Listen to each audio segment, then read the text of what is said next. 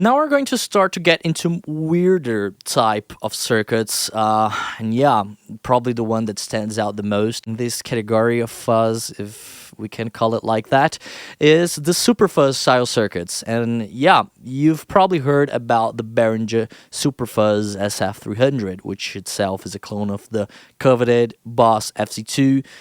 These are based on the legendary Superfuzz by Shinai made in the 70s. This is a Japanese fuzz that has a lot of hair, you know?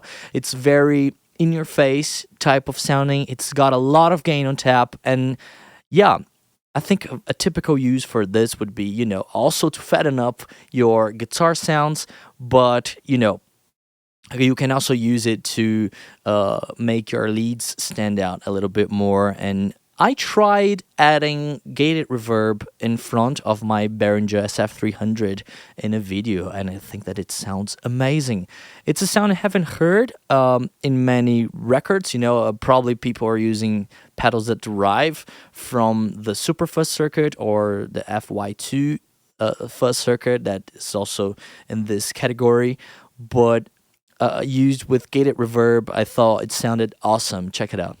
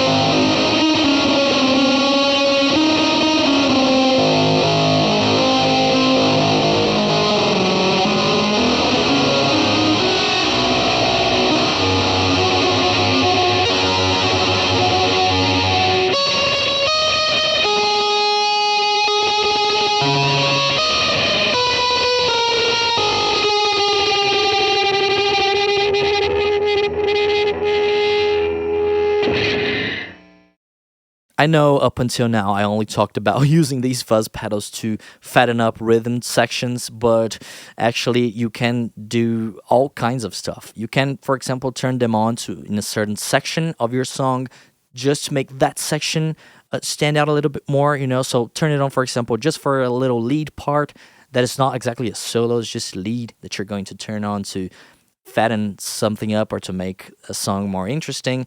There are many different ways to use it, and I think the best way to learn to use them is by listening to your favorite artists, and trying different stuff like they did. Yeah, these fuzzes have very interesting octave sounds that can really make your guitar go into complete sonic bliss, and it's very, very useful to create different soundscapes, indie aggressive soundscapes for your music. A Ringo Death Star is a really nice example that I like to mention and talk about.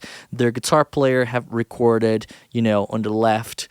I don't remember exactly where I saw that. I'll try to track down the interview and maybe leave it on the description below. But anyway, he recorded the left side of his guitar tracks only with reverb pedals and delays and modulation stuff, and left these tracks clean. And on the right side of the track, he recorded the same riffs played with only fuzz pedals, maybe adding a little bit of reverb and post, but only fuzz pedals. And when you hear them together, along with the band, it sounds very fat and, noisy and beautiful, honestly.